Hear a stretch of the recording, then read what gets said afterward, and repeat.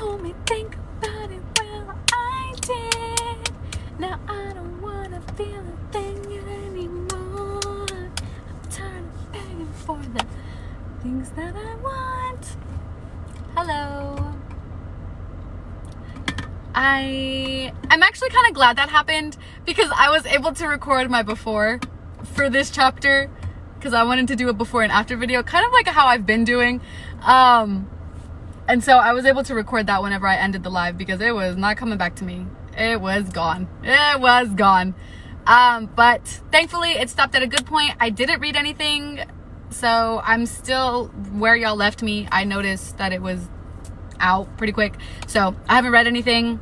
I still don't understand how we're gonna get to Sam from this, but we shall see. So I am on page 323.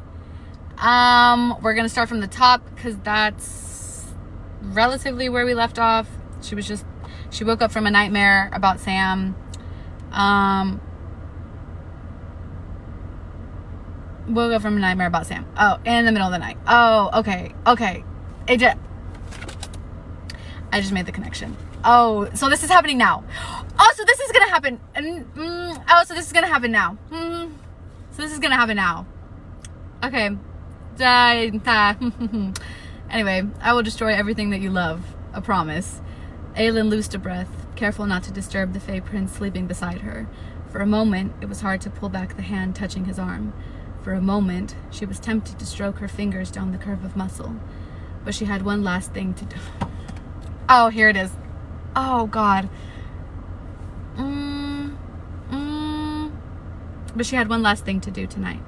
So she withdrew her hand. And this time, he didn't wake when she crept out of the room. It was almost 4 in the morning when she slipped back into the bedroom. Oh, never mind. We didn't go there, I guess. Her boots clutched in one hand. She made it all of 2 steps, 2 immensely heavy, exhausted steps, before Rowan said from the bed, "You smell like ash." She just kept going, until she dropped her boots off in the closet, stripped down into the first shirt she could find, and washed her face and neck. "I had things to do," she said, as she climbed into bed. You were stealthier this time." The rage simmering off him was almost hot enough to burn through the blankets. "This wasn't particularly high risk." Lie. She's just been lucky. "And I suppose you're not going to tell me until you want to?" She slumped against the pillows. "Don't get pissy because I out-stealthed you." His snarl reverberated across the mattress. "It's not a joke." She closed her eyes, her limbs leaden. "I know. Aelin." She was already asleep. Rowan wasn't pissy. No, pissy didn't cover a fraction of it. The rage was still riding him the next morning when he awoke before she did and slipped into her closet to examine the clothes she'd shucked off. Dust and metal and smoke and sweat tickled his nose, and there were streaks of dirt and ash on the black cloth. Only a few daggers lay scattered nearby. No sign of Goldorin or Damaris, having been moved from where he'd dumped them on the closet floor last night. No whiff of Lorcan or the Valg. No scent of blood. Either she hadn't wanted to risk losing the ancient blades in a fight, or she hadn't wanted the extra weight. She was sprawled across the bed when he emerged, his jaw clenched. She hadn't even bothered to wear one of those ridiculous nightgowns. She must have been exhausted enough not to bother with anything other than that oversized shirt. His shirt, he noticed with no small amount of male satisfaction. It was enormous on her. It was so easy to forget how much smaller she was than him, how mortal, and how utterly unaware of the control he had to exercise every day, every hour, to keep her at arm's length, to keep from touching her. He glowered at her before striding out of the bedroom. In the mountains, he would have made her go on a run, or chop wood for hours, or pull extra kitchen duty. This apartment was too small, too full of males used to getting their own way and a queen used to getting hers. Worse, a queen hell-bent on keeping secrets. He'd dealt with young rulers before. Maeve had dispatched him to enough foreign courts that he knew how to get them to heel, but Aelin, she'd taken him out to hunt demons, and yet this task, whatever she had done, required even him to be kept in ignorance. Rowan filled the kettle, focusing on each movement, if only to keep from throwing it through the window. "Making breakfast? How domestic of you."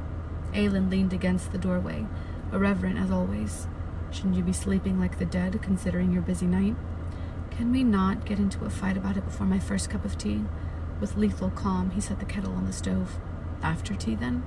She crossed her arms, sunlight kissing the shoulder of her pale blue robe. Such a creature of luxury, his queen, and yet she hadn't bought a single new thing for herself lately. She loosed a breath, and her shoulders slumped a bit. The rage roaring through his veins stumbled, and stumbled again when she chewed on her lip. I need you to come with me today. Anywhere you need to go, he said. She looked toward the table, at the stove. To Arobin? He hadn't forgotten for 1 second where they would be going tonight, what she would be facing. She shook her head, then shrugged. No, I mean, yes, I want you to come tonight, but there's something else I need to do. And I want to do today, before everything happens.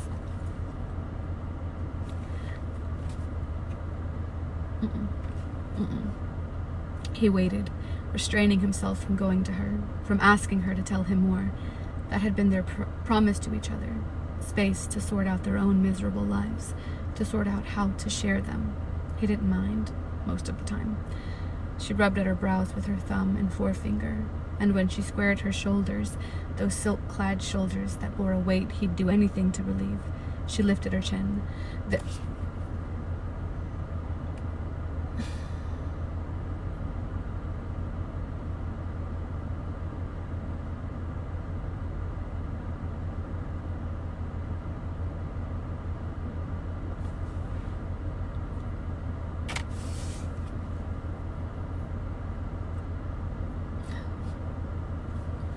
There's a grave I need to visit. There's a grave I need to visit. Oh, I'm already crying! How am I supposed to get through this if I'm already crying? Oh, God. Oh, God. Oh, God. I thought I could do it, y'all. What's that TikTok sound? I'll never make it out alive! Or I'll never make it out of this one. Something like that. Oh, God. Oh, God. Okay, let's go. I got it. We got this. She didn't have a black gown fit for mourning.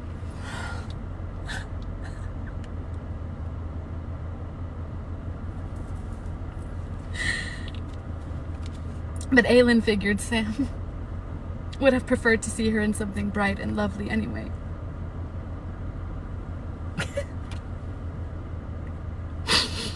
So she wore a tunic, the color of spring grass, its sleeves capped with dusty golden velvet cuffs. Life, she thought as she strode through the small. I'm already crying!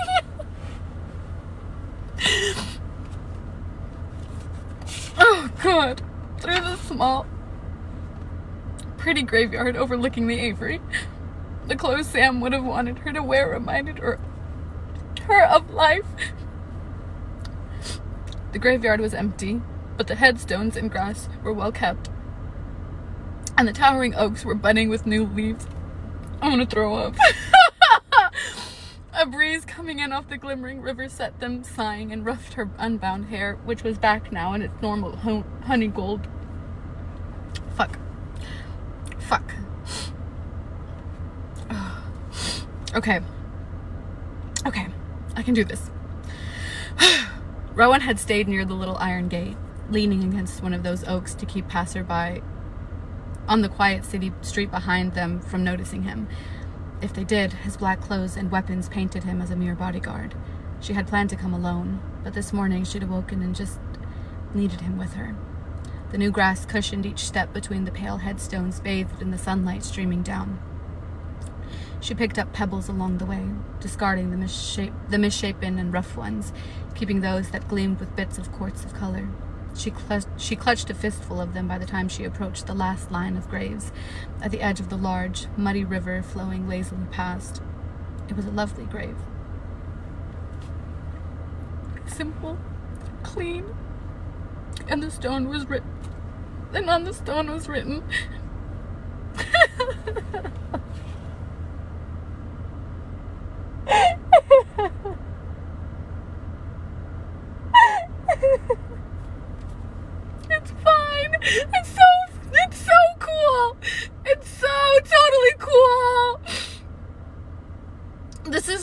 this is fine. This is fine. This is fine. It's Sam Cortland, beloved. It's fine. Arobin had left it blank, unmarked, but Wesley had explained in his letter how he'd asked the tombstone carver to come. She approached the grave, reading it over and over. Beloved, not just by her, but by many. Sam. Hi, Sam. Oh, God. My mascara's getting in my eyes and is burning.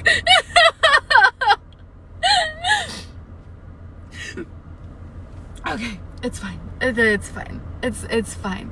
It's I can do this. It's fine. For a moment, she stared at the stretch of grass, at the white stone. For a moment, she could see that beautiful face.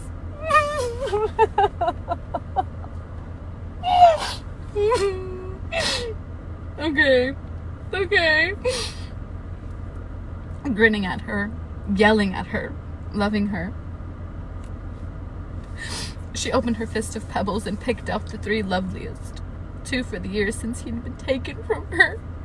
1 for what they'd been together.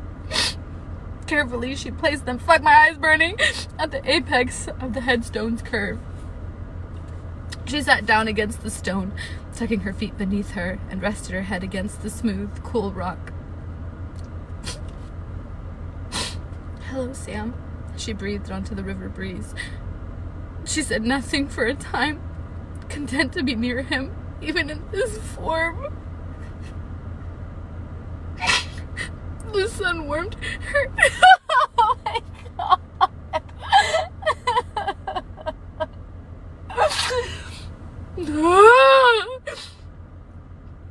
The sun warmed her hair, a kiss of heat along her scalp. A trace of Mala, perhaps even here. She began talking, quietly and succinctly, telling Sam about what had happened to her 10 years ago.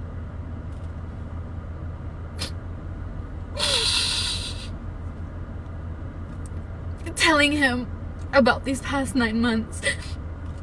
When she was done, she stared up at the oak leaves, rustling overhead, and dragged her fingers through the soft grass. I miss you, she said. Bitch, me too.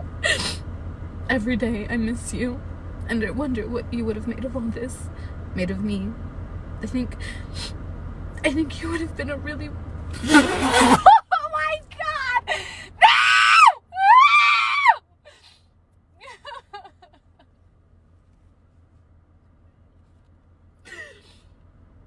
Oh, this is horrible. Oh, this is so bad.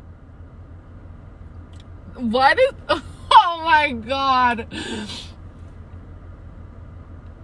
I think you would have been a wonderful king. I think they would have liked you more than me, actually. That's true. Her throat tightened. I never told you how I felt, but I loved... God damn it. Oh, God. I want it to be over. I want this to be over. But I loved you, and I think a part of me might always love you. Maybe.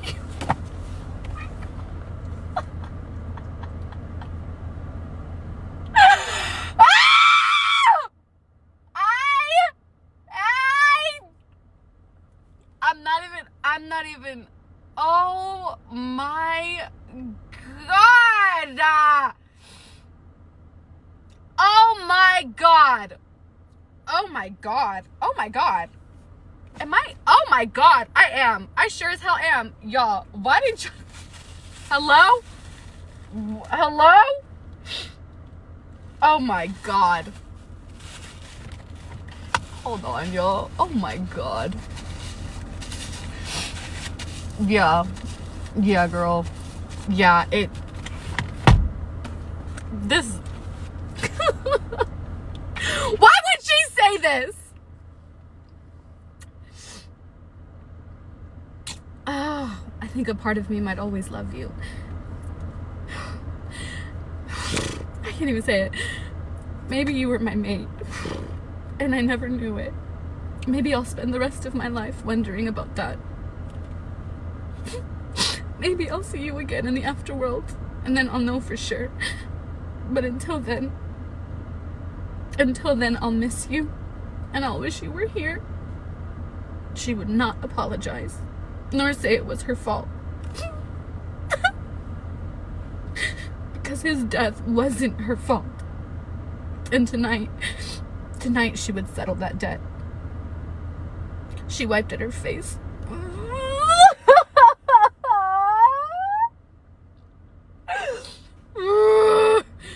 She wiped at her face with the back of her sleeve and got to her feet. The sun dried her tears. She smelled the pine and snow before she heard him, and when she turned, Rowan stood a few feet away, staring at the headstone behind her. I know who he was to you, Rowan said softly and held out his hand, not to take hers, but for a stone. She opened her fist and he sorted through the pebbles until he found one, smooth and round, the size of a hummingbird's egg. With a gentleness that cracked her heart, he set it on the headstone beside her own pebbles. "You're going to kill Arobynn tonight, aren't you?" he said. "After dinner. When he's gone to bed, I'm going back to the keep and ending it." She'd come here to remind herself.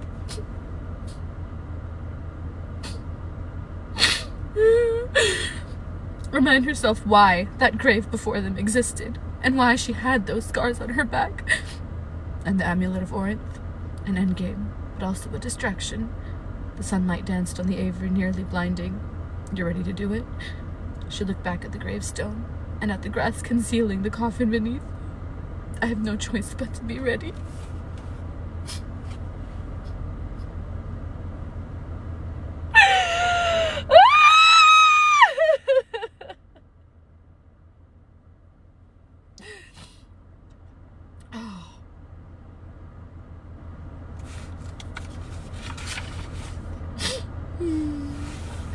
Go back and read that. Maybe you were my mate. Maybe you were my mate. Stop, Nicole! Stop!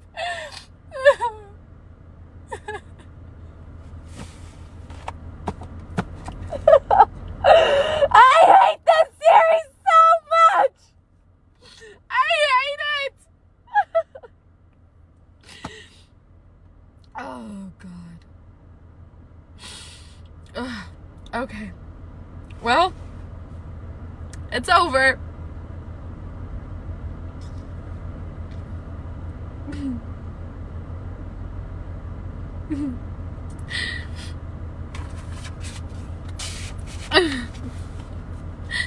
I love it, but at the same time, it's like, at what cost? I found a good series, like a really good series, but at what cost?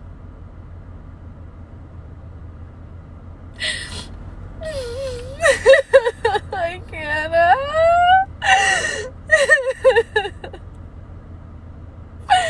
Alright, well, all these people just watched me ugly cry. I thought my mascara was waterproof, and clearly I was mistaken, so it's all gone. It's all gone.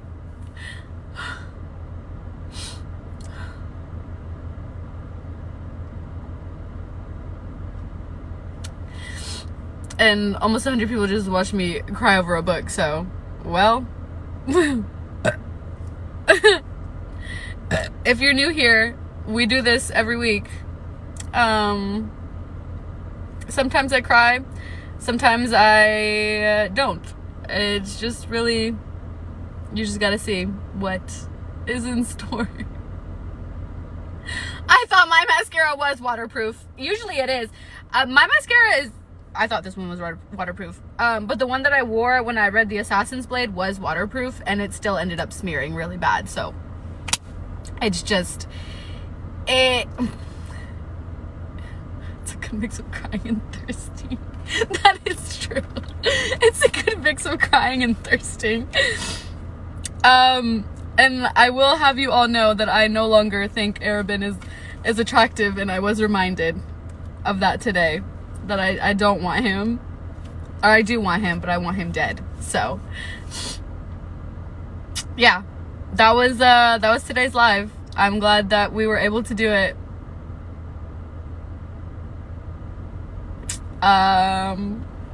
I love Sam. Miss him. I'm trying to think about what color I want to tab this part, because I do.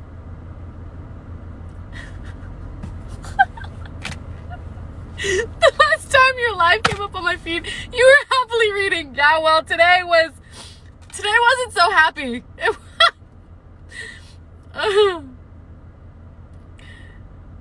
Blue, I guess. Chapter 39 of Queen of Shadows. Aelin visiting Sam's grave did this. I don't know what part is making me so sad. Just this whole thing.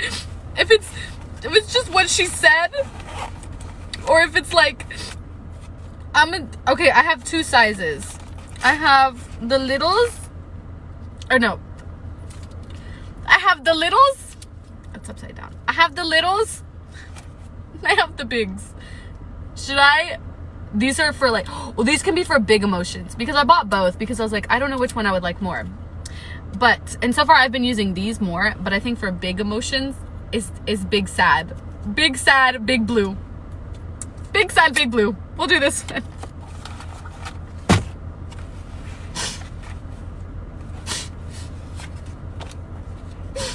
Big sad, big blue.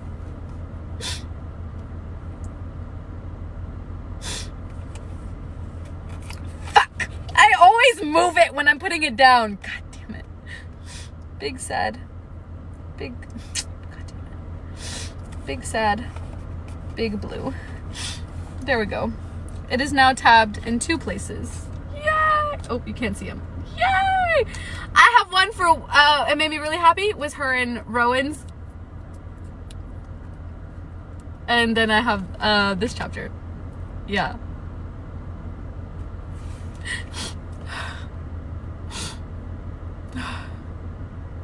What are you crying about now?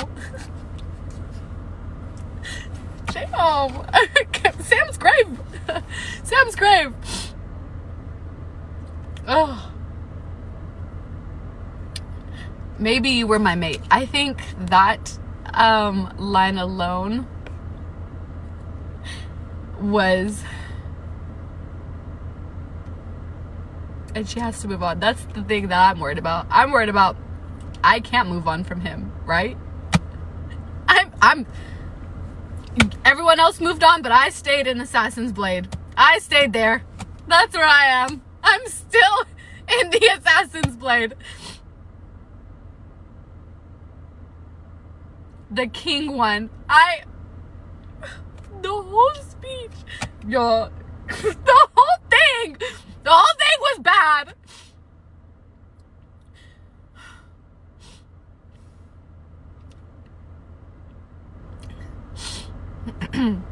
But she really was gonna marry him. She really was gonna marry him. And she would still pick him. She would still pick him. Even after everything. Oh, God. It's okay. It's okay. And Arobyn's gonna die soon, so. I have not seen the fan art of her visiting the grave, and I don't. But I mean, I saw the fan art of her hugging his dead body, so why not? Why not? Send it my way. I am in front of the lake. I'm about this close to jumping straight in and fighting whatever Loch Ness monster is in there. Not even fighting it, just letting it take me, honestly. Oh, God. This was bad. This was bad. I'm gonna go reread the Assassin's Blade. I got fucking snot coming out of my mouth. Out of my nose. Tears are still running. That's why I'm not wiping my face. And I have to film a video after this, but I'm just gonna sit in silence. Silence. The fan art, okay, I was sent the fan art as literally 2 seconds after I finished the Assassin's Blade. I was sent that fan art 2 seconds after I finished the Assassin's Blade and was forced to look at what I had been picturing in my mind this whole time, and it was traumatizing. Ugh.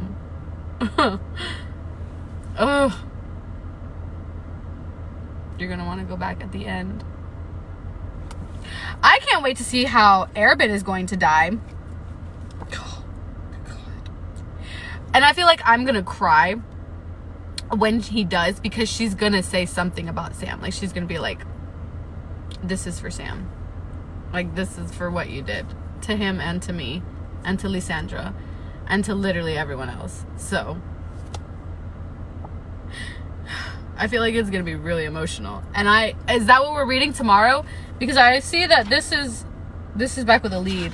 And if I'm being completely honest, I don't give two shits about a lead or Manon or anyone else for that matter right now. All I want is to... Ale, you missed it! Ale, you missed it. It's done. It's over. 41, 42, 43. What does that mean? I'm not doing a lead like that. Sorry, I didn't get to finish. But when's the next live? Tomorrow. We will read, hopefully, Arobynn's death tomorrow. That's what I'm hoping for. I'm hoping to read his death tomorrow. Anyway, don't care about a lead right now because I just want to see how Arobynn is gonna die. 41 through 44 is tomorrow. Yeah, girl, it was rough. It was rough. Rough, to say the least. To say the least.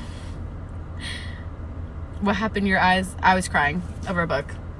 Queen of Shadows is part of the Throne of Glass series. You should read it if you want to end up like me. 40 alone, and then 41 through 44 tomorrow. Okay, yeah, so we will come back tomorrow, and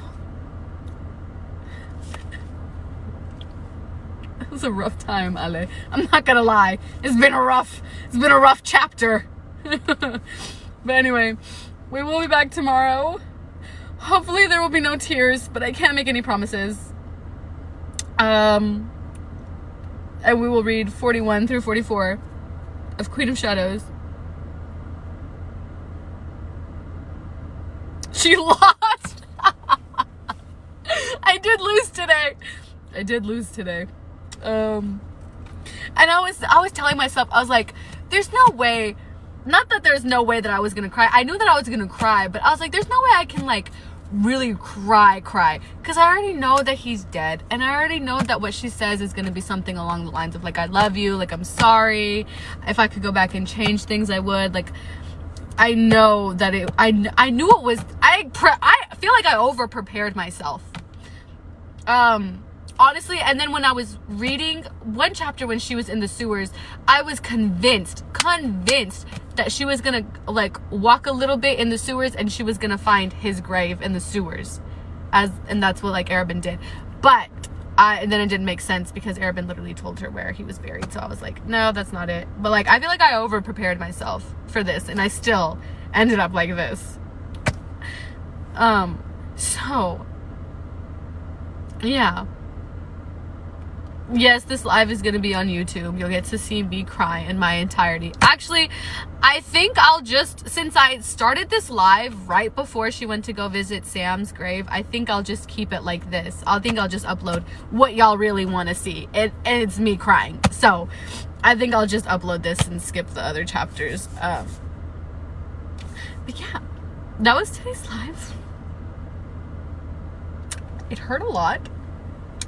I'm not having a good time with this series, honestly. It's really, I am. When I say things like that, like, but I am having fun. This is fun for me.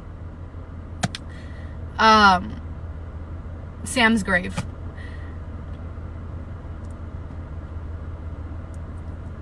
Yeah, it's like, it's hard, but it's fun. Like, I'm having fun right now. This is fun for me. It isn't, but it is. So, anyway, we will be back tomorrow, and we will be reading chapters 41 through 44. I did forget the plushie. I was gonna put him in my car, and I forgot him. Try to cheer up your life and buy the Cruel Prince. Oh. Ending strong. Anyway, and now I'm gonna say this. If anything happens to Lysandra, if anything happens to Adian or Dorian, all bets are off, and I'm ghosting this series, honestly. Anyway, I want to read The Cruel Prince. I think I might actually read The Cruel Prince. Maybe not right now, but maybe like after Throne of Glass, I'll like read it by myself or something. But anyway, I'm gonna go because I really, really, really, really have to pee. So I will see y'all later. I love y'all. Thank you for joining and being patient, even though TikTok was trying us. We will be back tomorrow to read chapters 41 through 44. Look out for that. Love y'all. I'm in pain, but it's whatever. See y'all tomorrow. Bye.